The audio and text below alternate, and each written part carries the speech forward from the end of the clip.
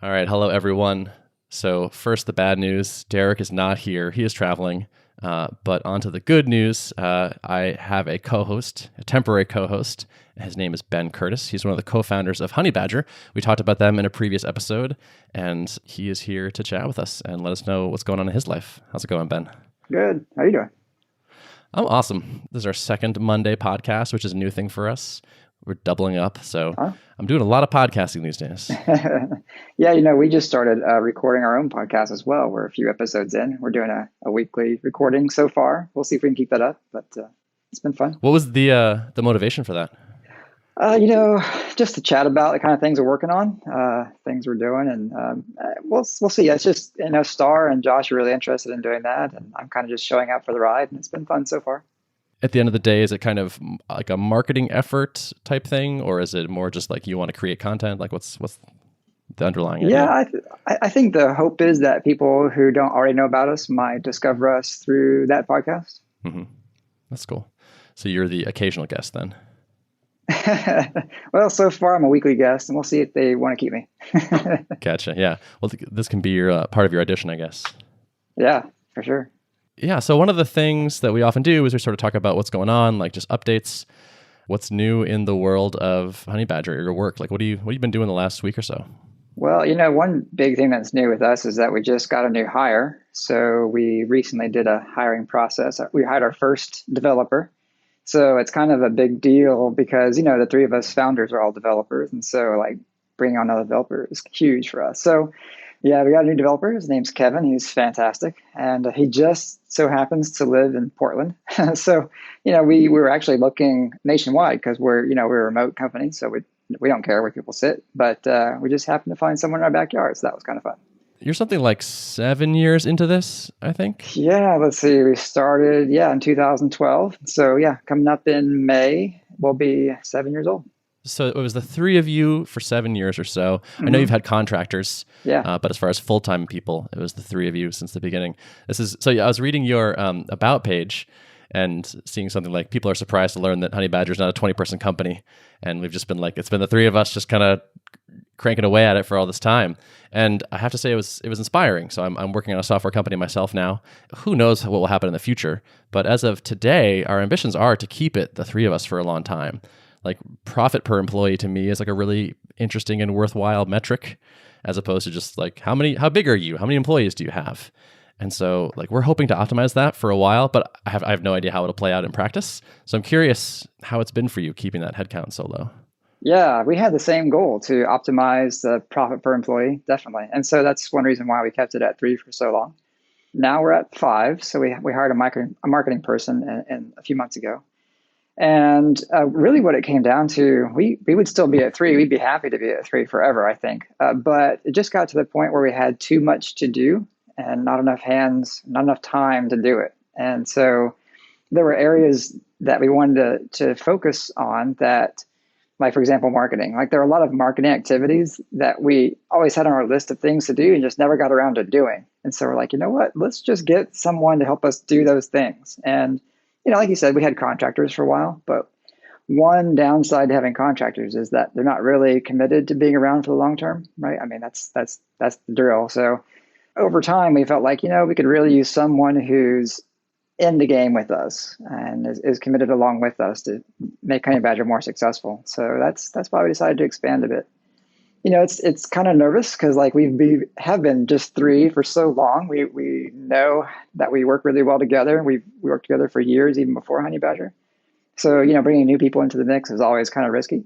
But we've found some fantastic people to join us. And, in some ways, I wish we would have done this sooner because it is so much nicer to have someone else to focus on, thing A or thing B while you're focusing on all the rest. So I read an interview with you with Garrett Demon or whatever his name is, and you said that was actually kind of one of your things. Looking back, you wish you'd maybe brought on people a bit earlier. Yeah, it's always a trade-off, right? Because the profit per employee is a really nice metric to maximize. I mean, Honeybadger's been really good to us, and what would that have looked like if we had spent more money on other people instead? Yeah. Also, I happen to know that you do a lot of documentation of your processes. my first thought on like, okay, bringing a new person into a group that has been just working amongst themselves for so long, there's probably so much institutional knowledge in your heads that you have forgotten that is, required. But it sounds like you're actually fairly rigorous about getting things down, like written down. Yeah, along the way, since we're an ops heavy company, we've had our share of fire drills, right? And things that have gone wrong and late nights and so on. And over time, we realized that along with automating like the self-healing infrastructure that we have, the bits and bytes and whatever, we also needed to really be able to document things so that for whatever reason, if one of us isn't available, the others can pick up the slack, right? And so over a period of years, we just made sure that we were meticulous about documenting everything that we could. And that, has been essential in being able to bring somebody else on because, you don't want to spend like months trying to do a transfer of knowledge to somebody, right? You want to have that person be able to get going and feel like they know what's happening without having to just basically interview you for a long term. So we did spend a lot of time on that, and that's been paying off for us quite a bit lately. I believe it. We've just started getting more serious about this. Like we ended up signing up for Notion and just like creating this like company wiki thing, and it's really useful. Like it's already being useful. Like we have like one of my co-founders is on vacation right now, and like I feel like we have some of his things that he does, at least written down. Like we understand how the systems are supposed to work. Like I have aspirations to take a good chunk of time off this summer, and one of my goals is like make sure that so not just write things down, but also engineer processes so that I can go do that. Right. Yeah, that was a big part for us. So what was like the motivating event that got you to start like, I really have to document this and actually start doing it? It was kind of like a small fire drill. I forget something like one of our customers emailed to be like, hey, can I have another account or something? And there's this process of like, how do you do it? And like, it's clunky because we're early stage. And so it's like, well, you go in the Rails console and you type this thing and make sure to set this thing to that. And it's all, twiddling bits by hand. So, and I was like away from my keyboard. And so I emailed one of my co-founders like, hey, can you do this? And he was like, how do I do this? And I was like, oh yeah, well, normally I do this and then this, and I send this email with this link over here. And it was like this whole thing. I was like, oh, okay, yeah, I see. I get why people write these things down. Totally. The other thing was once I did start writing stuff down, I started kind of naturally spotting opportunities for improvement. So I'm still the only person that does sales. But as soon as I wrote down, like, here's what the sales process is, I was like, oh, this could definitely be better. And I was like, wait, like, why haven't I tried this before? Oh, I've just been kind of going through those motions kind of automatically without thinking about how it could be optimized. But suddenly when it's written down, it's obvious like where the flaws are. Yeah. We found the same things. And there are ways, not only do you like optimize the process and you find steps you can skip, but you also find opportunities for just automating the whole process, right? And you're like, oh, if I add a button to our internal UI that does these three things, then all I have to do is click the button. And then over time, you're like, you know what? We don't have to click the button anymore. We can just make it happen automatically based on, whatever. And we've discovered that's been really helpful to us. And we've been able to take off more time, take those vacations that we want to take. So that's nice. But also, like, and an extra benefit is, we've had acquisition talks here and there. And like having those processes documented is super helpful for someone who's interested in like, how does your business run? And what would it mean to me if I bought your business? What would I have to do, right? And do I have to keep you around or, can you go sail off into the sunset with, your sunset money, right? Mm-hmm. Yeah, I hadn't even thought about that, but that makes a lot of sense. Yeah. So yeah, another one of those things I wish I would have done sooner, right? Yeah, totally. And that process too of taking a process and making it more automated and then automating the automation. It's just like every step along that path is so gratifying. Like, I don't know if that's a developer thing or what, but I love it. Until recently, if we wanted to onboard a new team, it was like I would go generate accounts for everyone, email them their credentials like one by one. And like I had a template email, but it was still like this a lot of copy pasting. And now it's like, okay, now we have an invite link and you can just drop this in Slack and anyone that clicks this can join your team. It's like, oh my God, like why did I even wait so long to do this? And like I'm working on the next step of like, oh, now you can just like, you enter your credit card over here and then it generates the link for you and you don't need me to email it to you. And just every little bit of that just frees me up for the next thing and also just feels so good. Yeah. Next thing you know, you can take a few weeks off and not even have to bring your laptop with you. Yes, that is definitely the goal. I'll probably bring it just in case, but yeah, being able to is the win, I think. How many hours are you working in a given week, or like how? Maybe that's a boring question. Like, what do your weeks look like? Like, I don't care about the number as much. It's more like, how do they feel to you? That's a fair question. I think I'm typically working, I don't know, 20 to 30 hours in a week, give or take. I mean, there's some weeks I do more, and not too many where I do less, but it's kind of relaxed. Like, we have a relaxed style here at Honeybadger. Back in the olden days when there were more alarms and fire drills and things, I was definitely working more. Yeah. But as we've been able so this was like things blowing up, so it required more time because you're like, we can't handle the amount of exceptions people are sending or something like that. Right. Scaling issues was the big problem. It's like, oh, crud, now we've got to do, 2x or 3x overnight kind of stuff. So, and things just break, at certain levels.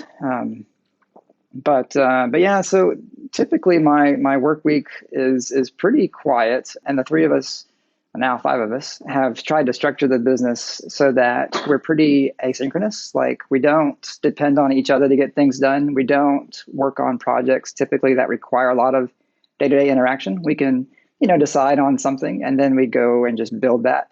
I mean, we hang out in Slack and we chat and stuff. We're not like, just hermits, but we don't really have to be here at the same time every day. And so typically we're just kind of doing our thing, right? If I decide this week I'm going to, I don't know, replace some infrastructure bits, right? I'm just kind of heads down working on that. And then, handling customer requests as they come in, because all of us try to handle customer requests all the time. That's actually kind of boring. I think about people who talk about, Twitch or live streaming their work. I'm like, mine would be pretty boring because I'm just, typing here and there. Maybe I stand up and look out the window when I'm thinking about something, but typically, I'm sitting in my office, like 9 to 2 every day. And then I go on a bike ride, on sunny days. Do you work Monday to Friday usually then? Yeah, pretty much. Was there a time period where you said to each other, like, hey, let's work 20 to 30 hours a week? Yes. Or did that just kind of yeah? Yeah, no, yeah, we totally wanted to do that.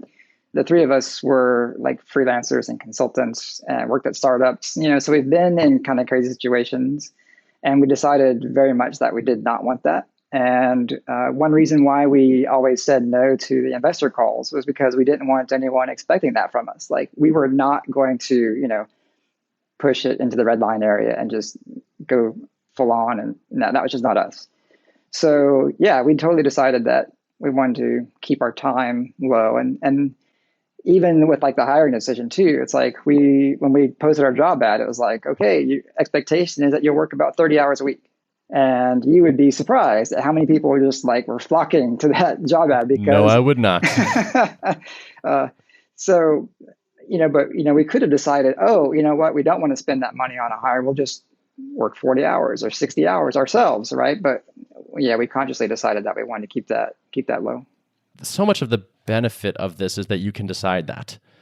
Like, if you start a company, but then you build a company that you don't really enjoy working at, or it's not tuned for what you how you want to work, then I feel like you've just completely missed the mark. And some people don't want to optimize for that, so that's fine. But for us, it was like, here's the kind of lifestyle we want to have. And so we're in the early days. I feel like we're still in that. One of my questions for you is how long did it take you to get to that stable infrastructure point where it's things aren't blowing up overnight and whatnot? But I would like us to get there and be like, wow, the app is good. People really like it. It mostly just works, and we don't have to jump on to support requests and say, we're sorry, it's broken kind of thing. Yeah. That feels like the goal for sure. Yeah. I think, I don't know, can't remember for sure, but I think it was 2 to 3 years to get to a point where it really felt like, yeah, I can go on vacation for a month. And that was actually, it went alongside with our business development. When we started this, we were working full-time jobs. We were also Josh was freelancing at the time. And so this is totally a side project. And so it took a little bit of time, a few months, to start getting interesting enough revenue to actually be able to not worry that it was going to go away the next day, right? We started off with one server, $100 a month. And so immediately we covered that cost, right? But it took, I don't know, a year maybe to get to a point where it's like, oh, we can actually start maybe taking some money back out of the business, right? And then, probably another year before we were full time on it.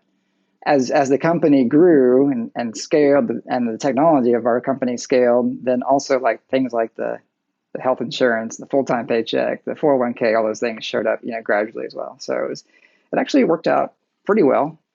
It would have been nicer to have all that happened faster, but I'm not complaining. Do you feel like you have made it? Or was there a moment that like something clicked? You're like, okay, now it's legit.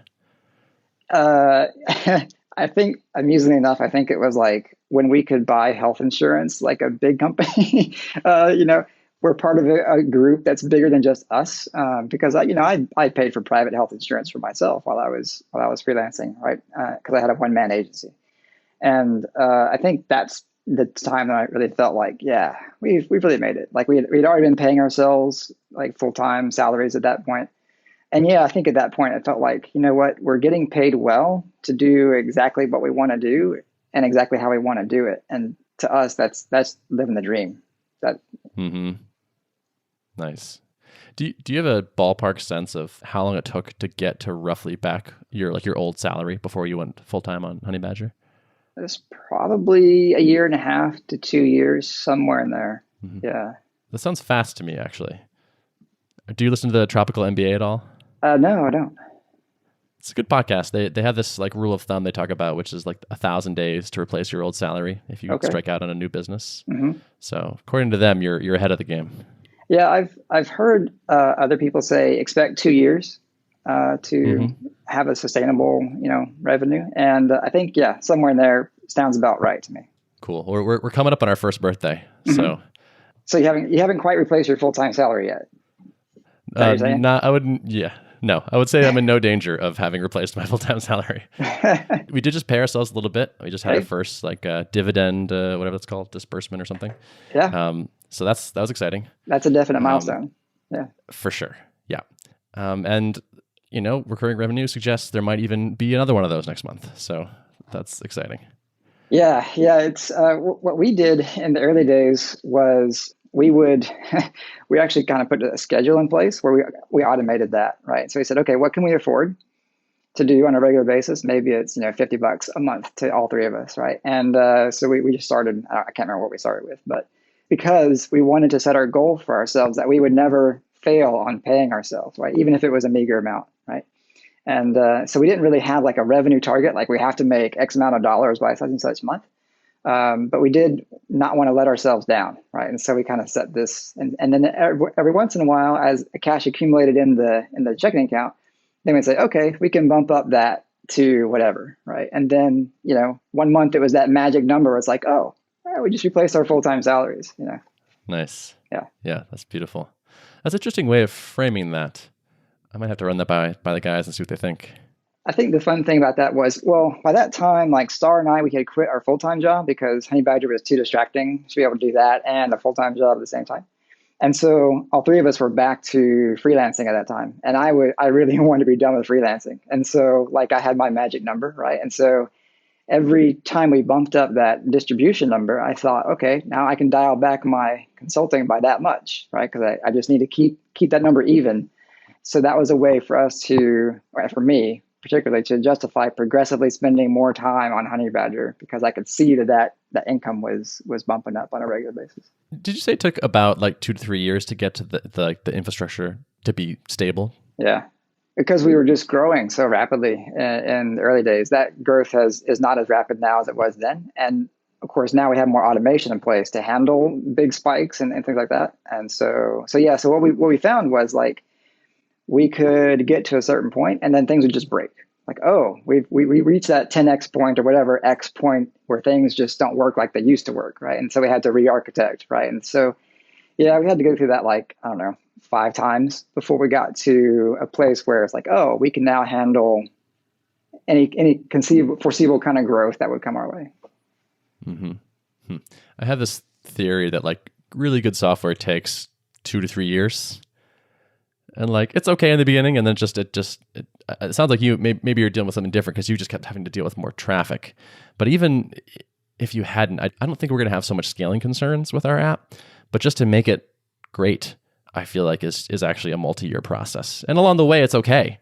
And like, it's even good sometimes. But like to like have a really polished, really awesome thing, it just takes such a long time. There's so many pieces that go into like a really good app. Yeah.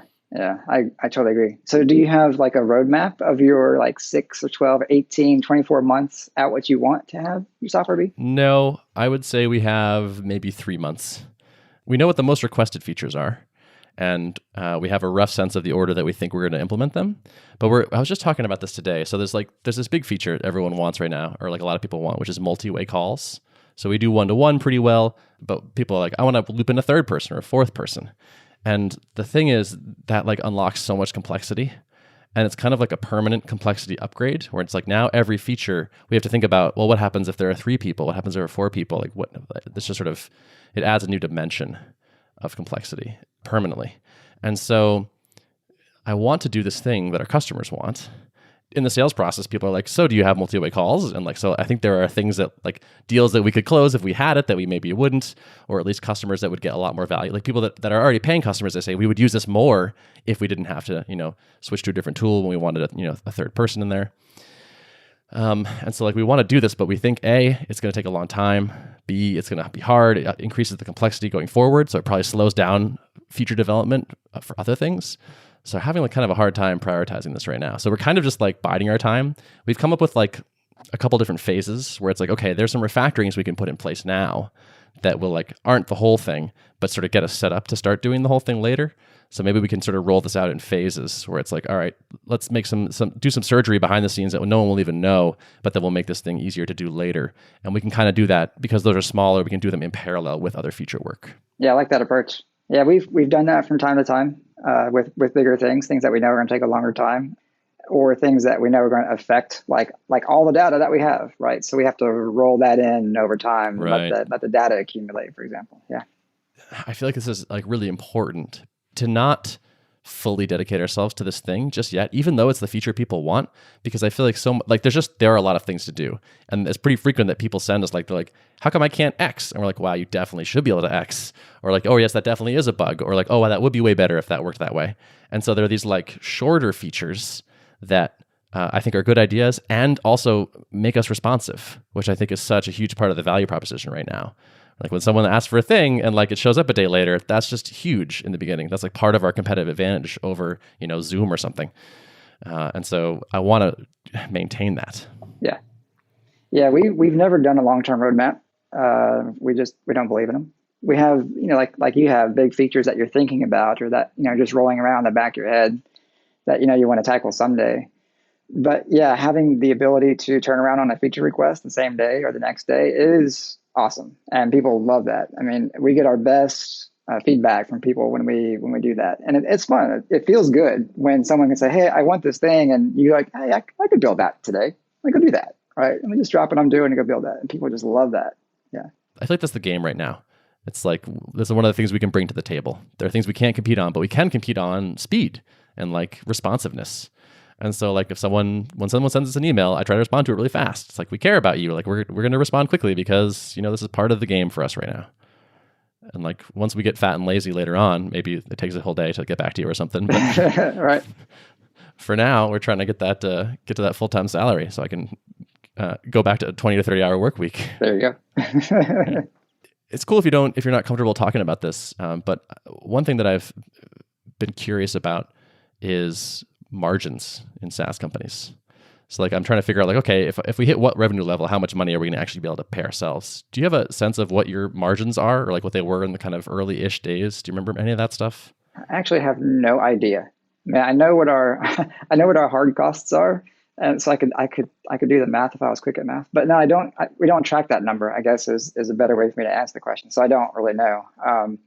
I know they're nice and fat, because we don't really have a hard cost. Like our hosting is our big cost, and then salaries and health insurance. But other than that, like we don't really have, we don't do outbound sales, right? So we don't have the people on the sales floor, right, doing calls, and we don't do paid advertising really. I mean, we have a little bit, but we're definitely not like spending a lot of money on that. So most of our growth has come from word of mouth, which is fantastic. We love our customers and they love us. And, we've done a lot of content and that has helped us quite a bit. So yeah, we're not spending a lot of money on things besides keeping the servers running and keeping the people employed. I've seen you do 2 things that were good ideas that I want to talk about. not that these are the only good ideas I've seen from you, but they're two that come to mind. So one came up on the podcast a couple weeks ago, which is we signed up for Honeybadger, and there was this offer. It was like, hey, if you're willing to, you can just your trial can just start now. Like no credit card required. Go ahead. But if you do put a credit card in, we'll send you a cool T-shirt. And I thought that was like such a smart move. And I was wondering like where that came from. How's it working? We've always been a fan of nice T-shirts. Like we're geeks, right? We love good T-shirts. And we have this fantastic designer who way back when we asked him to give us some awesome T-shirt designs, and he did. He really came through. And people love these shirts. Like we've had them for years, and we always get people asking us for them because they're pretty cool. So Josh one day thought, you know what? Why don't we just try this thing where we give away shirts if people put their credit cards in sooner, right? And so he like, sure, let's try it. The response rate has been fantastic on that. Like the take up has been incredible. Yeah, so I would wholeheartedly recommend anybody copy that particular thing if you have cool T-shirts, right? So yeah, people just love it. And like you mentioned on your podcast, the second awesome part about that is it's free marketing, right? Well, not yes, completely exactly. free. You have to pay for the shirt, but the cost of the shirt is negligible compared to the benefit that we get from people out there with our logo on their back, which is just fantastic. So if you want some more shirts, feel free. We'll send you some more. But yeah, that's worked out really well. So yeah, definitely copy that. That's cool. Yeah, I like that a lot. And it sort of just put me in this mindset of like, how else can I just bribe my customers to do things I want them to do? It's like we have this thing now where it's like, okay, you can sign up for the first month, and then we just charge a flat rate for like your whole team for the first month because we want to get everybody in the product and like have everyone like try it out and hopefully enjoy it. And so it's like, okay, well, there's some people that just like never quite make it over activation, right? They don't get it installed or they don't actually do a call. And I'm like, could I just straight up bribe these people? Like, hey, like if you do 2 calls in your first month, I'll send you whatever, or we'll give you something, and like try to figure out some sort of interesting offer to people. And I feel like that would just work. Like it seems like like why don't more people do this? Yeah, that's something that we've wondered too, because there's a hurdle with our product as well, right? People have to install some code in their application and then deploy the application before they can really see value. And so we definitely have a drop off of people who like sign up and then never install the code, and so they never see any value. And so we're like, what can we do? Can we send them an actual Honeybadger like to encourage them? But we haven't quite figured that out yet. So if you come up with some great ideas, we'd be happy to listen to them. I'll workshop that. You've been to MicroConf in the past, is that right? Oh yeah, lots of times. Yeah, okay. I thought so. Yeah, you gonna be there this year? I'll be there. I'll be there for the growth. Yeah. Excellent. Cool. I will see you there then. Yeah. Cool. I mentioned there are 2 ideas. There's one other one I want to share. Speaking of conferences, and I like this a lot, which was I went to a conference, and I think it was RailsConf, and saw a message in Slack from probably Josh, I think, which was, hey, Honeybadger is sponsoring a bus to drive people to In-N-Out Burger or something, some burger joint that was like the local fun burger joint. And it was just like, it's free, just register over here and we'll drive you over there. And like, we're not buying lunch or anything. It's just like, we'll just get you there because it's like 3 miles away and you want these burgers because they're tasty. And I was like, that is the best conference sponsorship idea I'd ever seen. And I don't even think it was an official thing. Like, I'm not even sure that went through RailsConf at all. That was just like a guerrilla marketing tactic. And kudos, I loved it. Yeah, Josh's unofficial title at Honeybadger is the guerrilla marketer. And we're definitely into that. We're the scrappy and come up with kind of cool kind of stuff. We like before that we called that the burger bus. So before the burger bus, RailsConf the year before that was at Kansas City. And so we actually worked with a Kansas City local, and we got a barbecue bus. Like they have barbecue tours, right? Where you hop on the bus and they take you through the areas and you can see the historical kind of thing. And then you go eat some barbecue, right? And so that time we actually paid for dinner. And and yeah, we've done that a few times. And people love that. Yeah, who doesn't like to eat, right? And hanging out with other geeks. That's just the best. So yeah, those are totally unofficial and a lot of fun. So yeah, if you've got people who would be happy to eat and you got people who are happy to talk to you, do it because it's a lot of fun. Yeah. And the thing I like there's a lot of things I like about that. And so like one is that it's what people want to do anyway. So they want to eat food, but they also want to be social. Like the reason people are at a conference is to meet people. So it's like, here's a great social activity, which is more interesting than the conference hotel bar or something. I love that it's not lame. Like, I feel like a lot of conference sponsorships is just like, okay, you sponsor the conference, therefore you get 1 minute in front of the audience to pitch your product in the sponsor segment and your logo on a slide or something. It's just like, ugh, like who pays attention to that? Nobody. Like it's kind of a lame. Traditional sponsorships are pretty kind of corny, I think. And really expensive. Like if you want to sponsor a booth at RailsConf, let's say you want to spend $50,000. Well, we don't want to spend $50,000. We want to spend $500, and you can do a burger buzz for $500, right? And the thing about the kind of conferences that we go to, like the vast majority of the people who go are introverts, right? They're typically not the outgoing, let's party it up all night kind of people, right? And so, but what kind of events do you see sponsored by companies? These big blowout bashes where they open bar and everyone's chatting and the volume's crazy and all this kind of stuff, right? It's just not a good match. And so if you do like a dinner thing or whatever, that's like got 30 people rather than 300 people, right? You can sit down, you can meet somebody or two somebodies and have a good evening where you're eating. You're not forced to be at a bar, right? And it's a much more laid back atmosphere. And yeah, people love it. We love it, right? So let's do something that we enjoy. Totally. Yeah. Yeah, that's such a good guiding principle. And that's my favorite thing about running a company selling to people like me, is that I can kind of go with that and just pay attention to that. Like, what would I want? How would I want to be treated? What kind of pricing would make sense to me if I were this person? Like, and that answer I think usually will serve me pretty well. Plus, you get that exclusivity. Like, there's only 30 seats on the bus or 60 seats on the bus. And it's like, you got to register now. And it's like, just flips the whole thing on its head. It's just great. Yeah, it is. Yeah, so we're actually like right now I'm thinking, what am I going to do for RailsConf this year? So if you have any suggestions, like feel free. I don't know yet. I don't know Minneapolis that well, so I got to figure something out. Although I will say we're joining up with Mike Perham, the Sidekick, and we're gonna sponsor the board game night, right? So I mean, that's another thing, right? It's like, what do people like to do? Hang out and chat and get together. So yeah. Yep. Yeah, I like that you're thinking about it. So like a traditional sponsorship is kind of like, what are our goals? Well, I want everyone to know about us. I want them to know why our product is good. I want them to listen to our pitch. And you're thinking like, what do the people want? Let's give them that. And then they will associate our name with that good thing. And like that burger bus made me feel like Honeybadger was cool in a way that no booth or, on stage thing would ever have done. Right. Yeah. Yeah, I think when you're bootstrapped, you definitely have to look for all those advantages that you have, because the advantage that you don't have is lots of money, right? You just don't have that, and you don't have necessarily the brand recognition that some big sponsors are going to have. So you do things to help generate that brand recognition, to generate a good association with your name and your product in their minds, right? I still have people come up to me saying, "Hey, I love that barbecue. Like I was there that night and it was a lot of fun. Thanks." Right. And it's and back to what you said, like do the things that I would be interested in. I think that's one of the benefits of starting a company where you are the target audience. Like, what resonates with you, right? As a developer, I know what kind of marketing really turns me off. So I'm not going to do that to people. Right. Yeah. And I think a lot of times people in business forget that we're dealing with people and, let's just be real, just be who you are. And some people will like that and some people won't, and just stick to the ones that like that.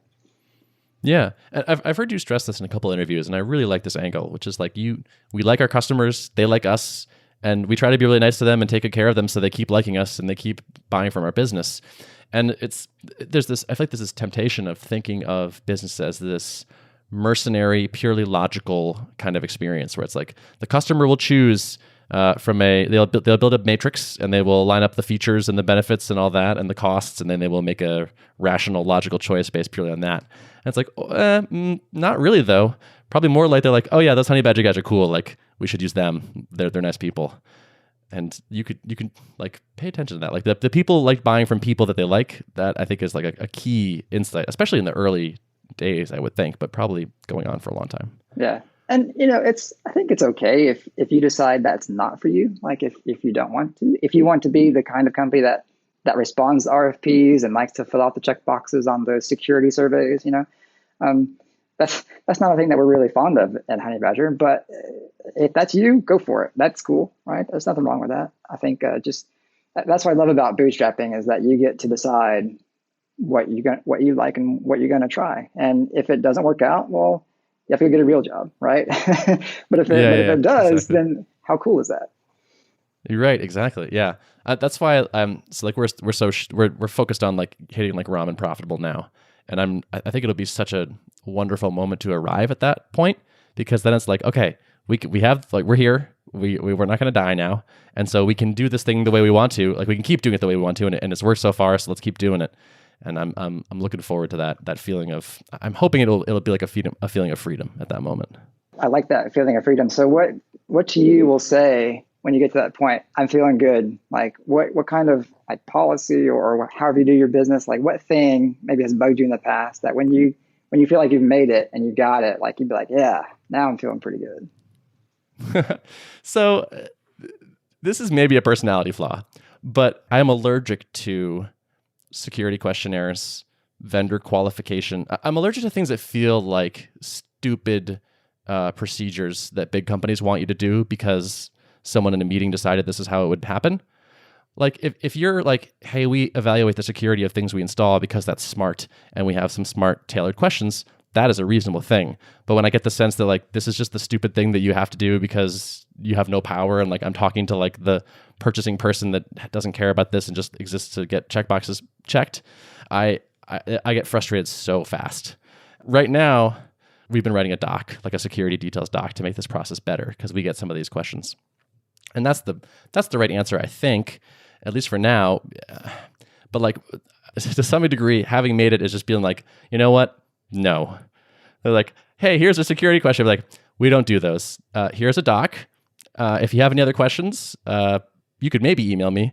But if you need more than that, like we just don't do that. So I think it's saying no to that. Yeah. That means we've made it. But for now, I'll kind of do the dance more than I want to because, we could definitely use the customers. Totally. Yeah, I totally get that. How do you handle those things? Like if people are like, hey, I want you to outbound sales me, basically. Yeah. We basically say no. We're not going to do that. In a very polite way, of course, right? Because, they're people too. But, we like, for example, we've had requests from people who want to do a custom contract. And they're large enough to ask for that, right? But that's just not what I want to be spending my time doing, to be honest. And so we just say, no, I'm sorry, we're just not going to do that. Or we take like Patty Levin's approach and say, I think I don't know, 5 or whatever years ago at MicroConf, he was like, yes, I'll do that if you sign up for this enterprise annual agreement, So I've used that a few times. Like people will say, a lot of times people say, I want to pay by check. Well, that means I have to go to my mailbox and I have to like sign the back of the check and I have to walk over to the bank. And that's just a hassle, right? It's not a big deal, but it's just a hassle. And so we say, unless you want to subscribe to a large annual plan or more, we're not going to do that. And, most people who want that they're not on a large annual plan. And so they're like, oh, well, okay, never mind. Yeah, which is perfect, right? Because I don't want to deal with that, and I want to be worth my while, and so that worth my while means you're going to be paying me whatever that is, right, per year. So yeah, I think we definitely try to optimize for our personal happiness, and sometimes you have to accommodate things like GDPR was a huge hassle, right? But really, we could ignore that because we could see that we would have a lot of customers who would be impacted by that. We have a lot of personal data that could end up in our database. And so like we had to bite the bullet, right? We had to hire the lawyer. We had to fill out the stuff, but we tried to do it in a way that would be, the least annoying as possible. So yeah, we did build that security document that you're talking about. Like, here are our information security policies. So if you have any questions, here's our documentation. There you go. And then for people who wanted a signed, agreement, a DPA, we built, I think we copied from Postmark, where it's like, type in your email address and we'll have this automated code generate the DPA PDF for you and it'll be signed for you and we don't have to touch it, right? I like that. So yeah, so trying to minimize the annoyances, I think, is huge. Totally. Yeah. Do you have any other like guiding principles that you feel like the company is like part of the company culture there? Yeah, I think customer service is huge. Like, we started the company because we had a cruddy customer service experience with a provider, and we just felt like we deserve better than that. And we feel like developers deserve to have the best tools, right? So that's like our mission, to give developers the best tools so they can have a better day. And so I think customer service is part of that. Like, as a developer, if the thing you're working on is broken and you can't fix it because it's a SaaS, well, then you want someone who can fix it for you, right? And so we try to do our best to, like, oh, I'm sorry, it's not working. Yeah, you're right, that's totally broken. But we'll fix that as soon as we can. And as opposed to just like, yeah, we'll get to that in a few days when we have nothing better to do, right? So that's definitely a core principle. And I think, just again, going back to treating people like people, we have, if someone says, oh, I haven't been using your service for a couple of months and I forgot to cancel my account. Well, you could say, well, our policy is, sorry, 30 days and that's it. Like, or you could say, oh, I totally get that. We'll refund the past, 3 months that you haven't been using it. So it's just little things like that. I think that if you're human, you respond to, like, oh, thanks. Awesome. Well, we're coming up on 45 minutes, and I know you only work 20 hours a week, so I don't want to eat any more of that time. It's precious. Plus, you're taking off next week from MicroConf, so that's true. We should probably wrap up pretty soon. Awesome. Do you have any last parting words or places you want to point people towards? No, except for, I will say, Printfection. Like, let me just give a shout out to Printfection. They're the ones that handle our t-shirts. So whenever anybody asks for one, all we have to do is give a link, and boom, Printfection does the rest. So if you're looking to doing the t-shirt thing, definitely check them out. I like that. Awesome. Very classy, using your shout out time for somebody else. What a guy. I will say, I'm going to give you a shout out, which is that I've been a Honeybadger customer in the past, and we are now, and it's a good product. So kudos to you. And if you're a developer looking for one, then you probably should check them out. Cool. All right. Show notes for this episode can be found at artofproductpodcast.com. Thanks for listening. Thanks for coming, Ben. Thanks for your time.